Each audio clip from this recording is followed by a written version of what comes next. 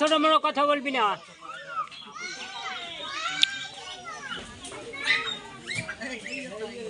আমি এই ধরনের আসরে খুব বেশি আসছি, প্রথম দিকে বলাতে পরিচিত লোক আছে, খুব ভালো লাগলো। আমার বাড়ি এই পাশের গ্রামেই, পাশের গ্রাম এই গ্রামেরই দক্ষিণ পূর্বাঞ্চলে অথবা পূর্বাঞ্চলে বলা। আমি আপনাদেরই সন্তান। এখানে উপস্থিত যারা আছেন, আমি দেখছি মনু গোসাইয়ের ধরা অনেকেই আছে, আমিও মনু গোসাইয়ের ধরা, এখানেই আমিও মরা। তাই মনু গোসাইয়ের ধরার কিছু লোকদের কথা বলানোর কোনো সুযোগ নেই। বৈষ্ণব সভায় কথা বলার সুযোগ হলেও অনেক সময় বলেছি, অনেক সময় বলিনি। তো এই অভিজ্ঞতা খুব বেশি নেই। বৈষ্ণবদের নিয়ে কথা বলার অভিজ্ঞতা থাকলে না বলবো, তাই না? আর শ্রীকৃষ্ণ নিয়ে কথা বলার অথবা রিসার্চ করার খুব বেশি সৌভাগ্য হয়নি। শ্রীমদ্ ভগবদ গীতার ৪র্থ অধ্যায়ের ৭ এবং ৮ নম্বর শ্লোক, যথা যথা হি ধর্মস্য গ্লানি অভ্যুত্থানম তদাত্মং সুজম্মহং উত্তরায়ণ শতনাং বিনাশায় ধর্ম সংস্থাপনার্থায় সম্ভবামি যুগে যুগে যখন অধর্মের প্রাদুর্ভাব হয় আর ধর্মের গ্লানি হয়, তখন স্বয়ং স্রষ্টা নিজেকে সৃজন করে ধরাধামে আবির্ভূত হয়।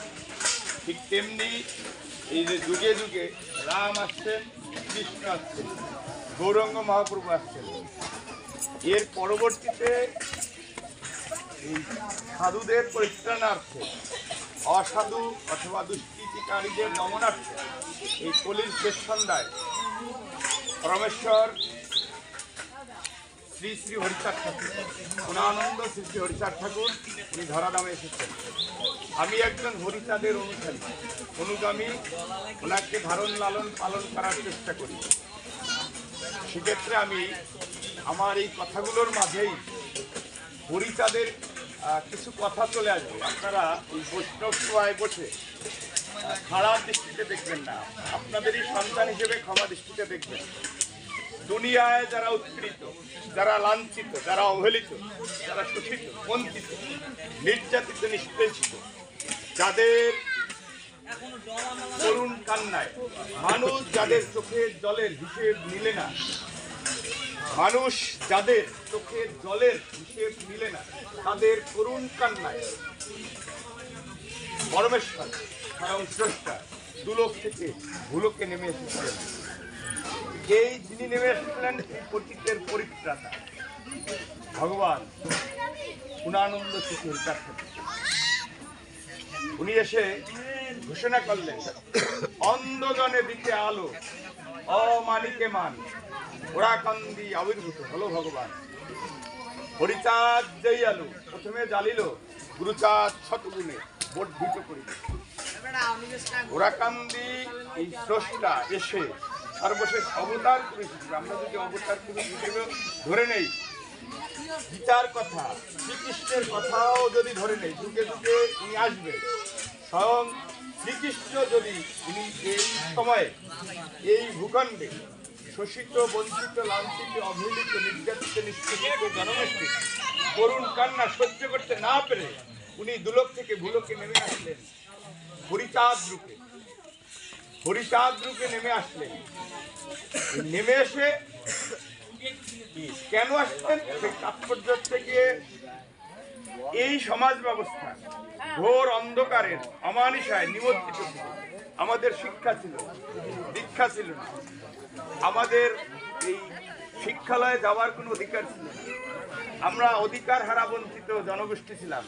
আমরা এই যে আজকের যে আসরে বসলাম, সেই আসরে বসার অধিকার ছিল।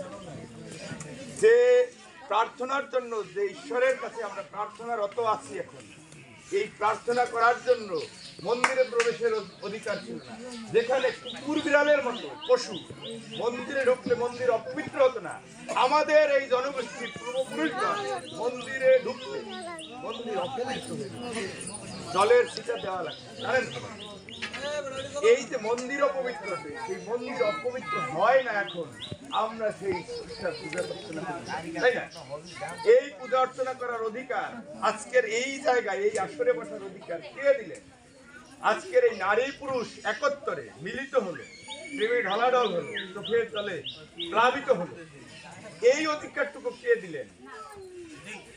এই নারী পুরুষ একত্রে বসার তো অধিকার ছিল।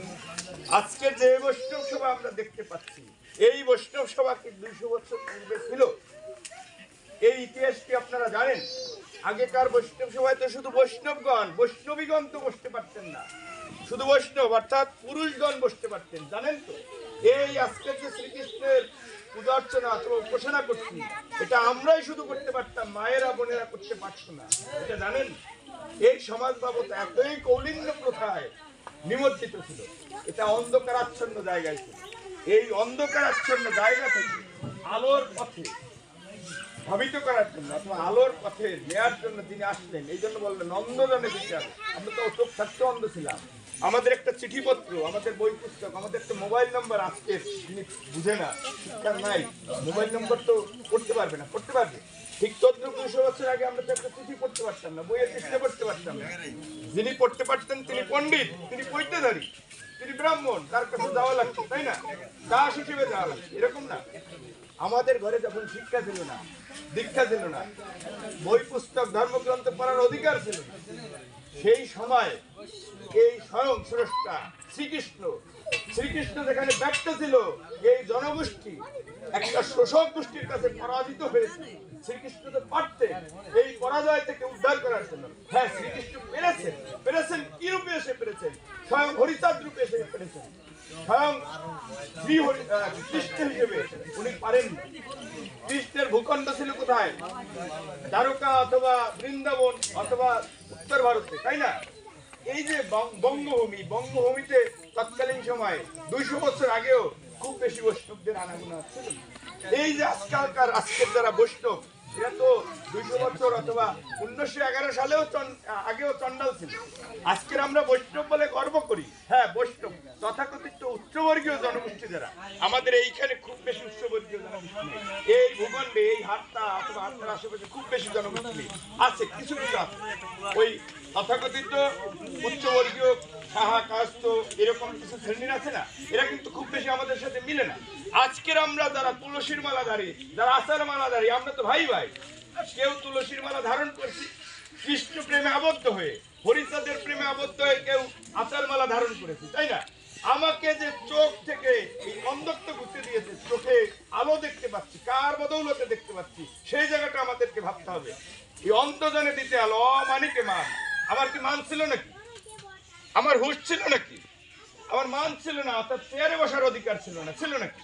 শিক্ষা দীক্ষা তারপর চাকরি বাকরি কোনো অধিকার ছিল? আজকের এই যে শ্রদ্ধ কাকা মহাশয় আছেন, উনি কলেজের লেকচারার, প্রভাষক, 2 দিন পরে হয়তো বা, এখন হয়তো বা অ্যাসিস্ট্যান্ট প্রফেসর হবে, অধ্যক্ষ হবে। এই যে অধ্যক্ষ হওয়ার নেপথ্যে কে? এই যে আজকে ওনার মতো সমাজে বৃদ্ধবান আমরা পাচ্ছি, যাদেরকে কার বদৌলতে পাচ্ছি, কার আশীর্বাদ পুষ্ট ওনারা, এই জায়গাটা আমাদের ভাবতে হবে। অর্থাৎ আমাদের এই চোখ খুলে দিয়ে আমাদের মান দিয়েছে যিনি, আমাদের হুঁশ দিয়েছে যিনি। আমরা যখন হুঁশ হলো আমাদের, তখন আমরা বুঝতে পারলাম যে আমাদের মানুষ ঠকাচ্ছে। এই যে মানুষের ঠকাচ্ছে, এই ঠকানোটা যখন বুঝতে পারলাম, তখন আমাদের মান, এই চেয়ার, এই জায়গাটা দখল করতে হবে, অর্জন করতে হবে। অর্জন করার জন্য যে সকল পন্থা সেটা অবলম্বন করলাম, শিক্ষা নিলাম, তখন আমাদের মান হলো না। সমাজে একটা আধিপত্য বিস্তার করার জায়গায় যেটা, অথবা সমাজে একটা চেয়ার তো পেলাম নাকি? এই চেয়ার অর্থাৎ মান পেলাম, আর হুঁশ হলো। তাহলে মানুষ, মান যার আছে, হুঁশ যার আছে, সেই তো মানুষ নাকি? এই যে আজকের মানুষ হলাম, আজ থেকে 150-200 বছর কি আমরা মানুষ ছিলাম? আমরা কি মানুষ ছিলাম না। এত মানে মহাপুরুষগণ আসছেন, তারপরে এই ভূখণ্ডের লোকজন কিন্তু মানুষ হিসেবে বিবেচিত ছিলাম না। এই মানুষ হিসেবে বিবেচিত এই মানুষ হিসেবে আমরা পরিগণিত হলাম, এটার নেপথ্যে স্বয়ং স্রষ্টা পরমেশ্বর পূর্ণব্রহ্ম পুনাবতার হরিচাঁদ। এই যে হরিচাঁদ ঠাকুর এসে হরিচাঁদ কেন, হরিচাঁদ কেন? হরি হচ্ছে যে শক্তির আকর্ষণ এই বিশ্ব ব্রহ্মাণ্ডে অনন্ত লীলা চলে সর্বদাই, সেই শক্তি হরিশক্তি, এটা মহাশক্তি। বিশ্ব ব্রহ্মাণ্ডটা কি? এটা কি অনলি বাংলাদেশ? এরকম বাংলাদেশের মতো 208টা দেশ আছে, এটা নিয়ে একটা পৃথিবী।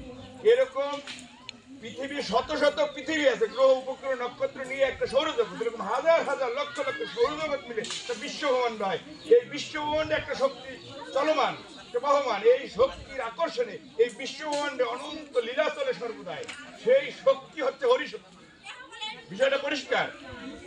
হতে করয় হরণ পাপতা পবে দিরিতে রিপুনাশী প্রেমদান করে নিরবধি মানব কিলে ধন্য সেই যেজন হরি ভজে হরি বিমুখ ধন ঘোর নরকেতে মদে হরি হরি বলে পাপি বৈকুণ্ঠেতে যায় দিন থাকিতে বল হরি বেলা বয়ে যায় নিরন্তরে জপে যাই এই হরি নাম সর্ববাঞ্ছা সিদ্ধি হয় পুরে মনস্কার। তাহলে এই সময়ে আমাকে আমার হরিকে ডাকতে হবে। এই সময় এই ভূখণ্ডের আমাদের উদ্ধার করতে হরিচাঁদ। এই হরি চাঁদ বিশেষণে যুক্ত হরিচাঁদ হলো। চাঁদ কেন?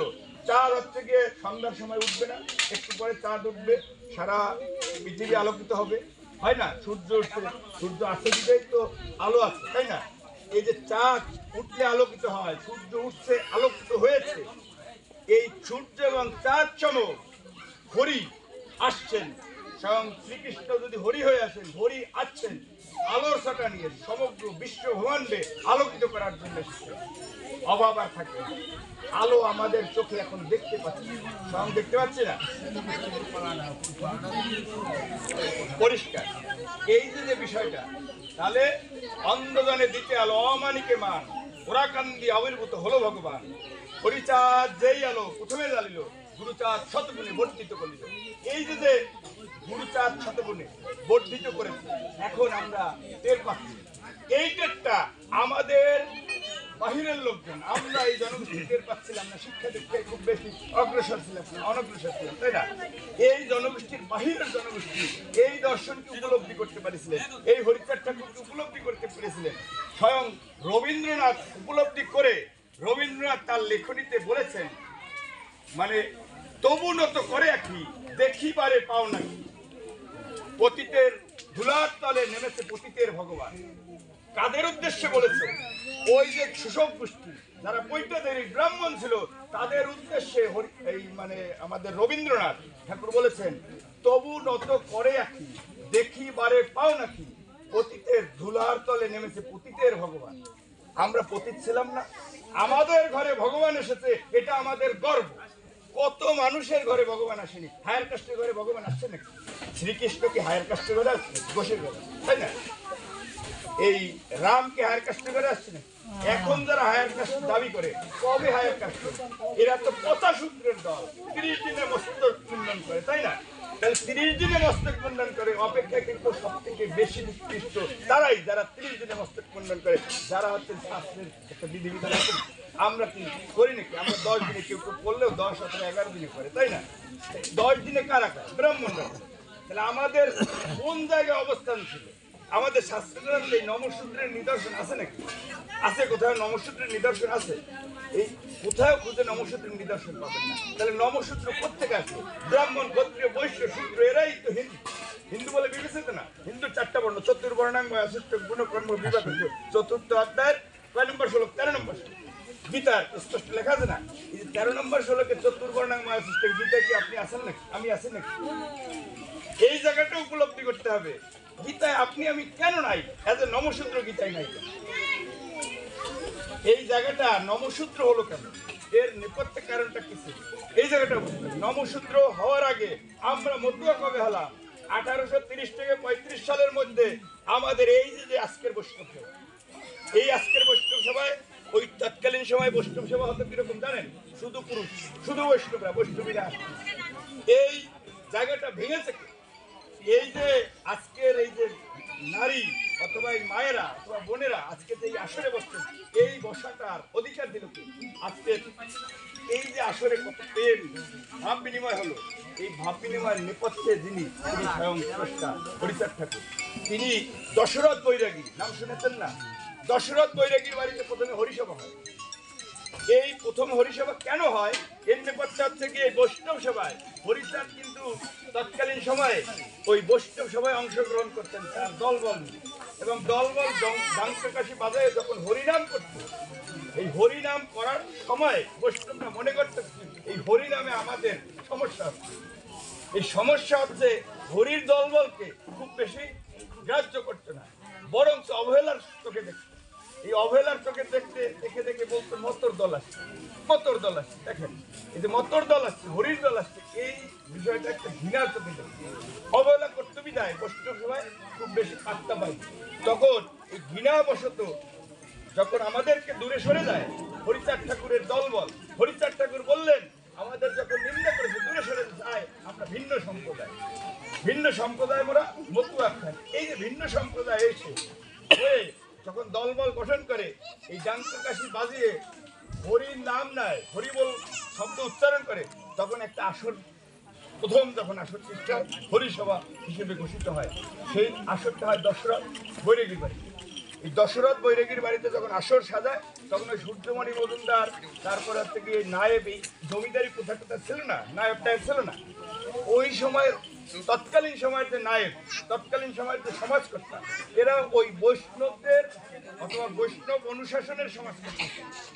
দেখেন ওরা এসে এই সবাই বাধার সৃষ্টি করবে যে ওই সবাই দেখতে পেলেন এসে ওই ডাঙ্ককাশি বাজাচ্ছে নারী পুরুষ একত্রে, ভাবালাপ করছে, প্রেমালাপ, মানে হচ্ছে নারী পুরুষ একত্রে একই আসরে চোখের জলে প্লাবিত হয়ে যাচ্ছে। দেখেন এইটা খবর দিছে যখন ওই নায়করে পাঠাই দিতে, ওইরকম কেউ ছিল সমাজকর্তা, এসে বললেন যে এয়া চলবে না, এয়া চলবে না, এ আমাদের ধর্মে নাই, নারী পুরুষ একত্রে মেলামেশায় আমাদের ধর্মে নাই, একত্রে বসা যাবে না। দেখেন তাহলে বসা যাবে না, কি হয়েছে এই হরিসভা মানে সৃষ্টির যে প্রারম্ভিক অবস্থায় বসলেন তখন কি অপরাধ হয়েছে, ওই দশরথ বৈরাগী এবং হরিচাঁদ অপরাধ করেছে। তো হরিচাঁদকে তো আসলে শাস্তি দিতে পারে না, দশরথ বৈরাগীর বাড়িতে যেহেতু হরিসভার সৃষ্টি হলো, তাহলে দশরথ বৈরাগীর শাস্তি হবে। কি শাস্তি হবে?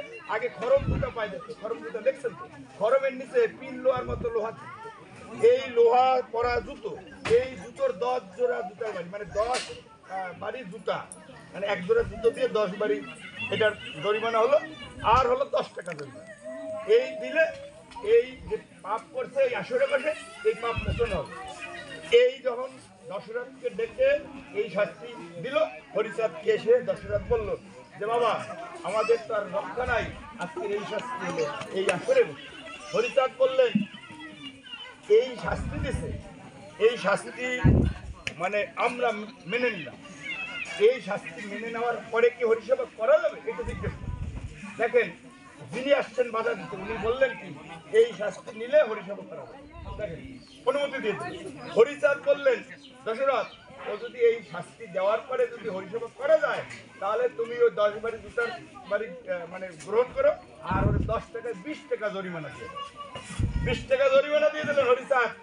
আর ওই 10 জোড়া জুতার বাড়ি যখন মানে দশরথের পিঠে দিলেন, দশরথের কিছুই হলো না, হরিচাঁদের পিঠ রক্তাক্ত হয়ে গেলেন, হরিচাঁদের পিঠ রক্তাক্ত হয়ে গেলেন। আজকের এখানে নারী পুরুষ একত্রে যে বসেছেন এর অনুদান, এর নেপথ্যে হরিচাঁদ ঠাকুর। এই হরিচাঁদ ঠাকুরের পিঠে যিনি স্বয়ং স্রষ্টা হয়ে এই পিঠের রক্ত ঝরেছে, যার পিঠের রক্ত ধরা এই সভা, এই সভায় আজকে আপনারা বসে তাকে আমরা এই সভায় বসে একটু স্মরণ করতে হবে। আজকের আমি অনুরোধ করি আপনাদের সবাই, বৈষ্ণব এবং মতুয়া আলাদা কিছু, আপনারা এবং মতুয়ারা, অর্থাৎ এই বৈষ্ণব এবং মতুয়া একই ঘরের সন্তান, সবাই তো নমসূত্রের দায়িত্ব, এক জায়গায় তো একটা আইডেন্টিটি আছে। কেউ মতুয়া এখন বলে 2 দিন আগে নমসূত্র বলছে, এর আগে সবাই চন্ডাল ছিলেন, চারাল ছিলেন, এরকম ছিলেন না, এক ঘরেরই সন্তান, কেউ একটু ভালো কেউ একটু মন্দ, এইভাবে রেশারেশিতে সমাজিতায় দেশাদেশিতে একটা বিরূপ প্রতিক্রিয়া সৃষ্টি হয়েছে। এই সৃষ্টির জায়গায় আমরা যেতে চাই না। সবাই মিলেমিশে একত্রে একটা সুন্দর ভবিষ্যতে এগিয়ে যেতে চাই। এই সুন্দর ভবিষ্যতে এগিয়ে যেতে না পারলে আমরা দুর্বল হয়ে যাব। আর এই দুর্বলতা যে কত ভয়ঙ্কর ভবিষ্যৎ তৈরি হবে সেটা আমরা এই ভূখণ্ডটা আমাদেরই তো ছিল। আজকের আমাদের শক্তি নেই, শক্তিহীন জনগোষ্ঠী আমরা। এই ভূখণ্ড একটা ত্রাসে পরিণত হয়েছে। এই থেকে পরিত্রাণের উপায় আমরা খুঁজছি না, এই থেকে পরিত্রাণের উপায় আমরা খুঁজেছি যে ওপার বাংলায় চলে যাওয়া। ওপার বাংলায় আমাদের ঠাঁই হবে না, ওপার বাংলায়ও ঠাঁই হবে না। এপার বসে এই ভূখণ্ডের লোকদের সাথে মিলেমিশে থাকতে হবে। এখানে হিন্দু, মুসলিম, খ্রিস্টান, বৌদ্ধ সবার সাথে মিলেমিশে থাকতে হবে। এমন কোনো মতবাদ আমরা ধারণ না করি যে মতবাদে মুসলিমদের সাথে বিদ্বেষ হয়, যে মতবাদে খ্রিস্টানদের সাথে বিদ্বেষ হয়। একমাত্র মতবাদ সারা বিশ্বে মতবাদ যে মতবাদে হিন্দু, মুসলিম, খ্রিস্টান, বৌদ্ধ এই যত জনগোষ্ঠী আছে, যত জাতি আছে, সব জাতি একত্রে মিলিত হতে পারে। একেবারে সরাসরি গুরুচাঁদ ঠাকুর বলেছে, বিশ্বে যত জনগোষ্ঠী আছে, অর্থাৎ নরাকারে ধরা পড়ে যতজন আছে, যত জাতি আছে, এক জাতি বলে মান্য পাবে মোর কাছে। পরিষ্কার বার্তা না? নরাকারে ধরা পড়ে যতজন আছে, এক জাতি বলে মান্য পাবে মোর কাছে। এর থেকে সমন্বয়ের সিদ্ধান্ত, এর থেকে একত্রিত হওয়ার সিদ্ধান্ত আর কি হতে পারে? আজকের গুরুচাঁদের কথাটা আমরা মানব না, গুরুচাঁদের কথাটা অবহেলা করবো। যে গুরুচাঁদ 3952টা স্কুল করেছে, যে গুরুচাঁদ পাঠশালা করেছে, আজকের এই অঞ্চলে যারা আছি আমরা পাঠশালায় পড়িনি। পাঠশালা কোথায় হয়েছে?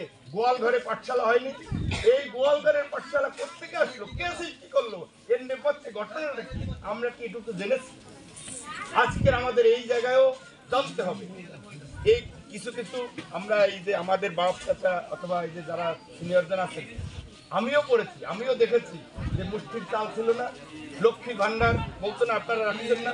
এটা ওই গুরুচাঁদ তৈরি করেছে লক্ষ্মীর ভান্ডার। অথবা এই টিচার রাখতাম না, এই টিচার রাখলে এক ঘরে খেত না। আমরা তো ওই দিতে পারতাম না, টিচারদের বেতন দিতে পারতাম না। ওই এক ঘরে খাওয়াতাম, কেউ খাওয়াতে পারতো না, কারো ঘরে 2 বেলা খাতো, এরকম হয়নি, 2 দিনও খেত। এই টিচার সৃষ্টি করা, এই টিচারদের কারণেই আমরা আজকে শিক্ষিত।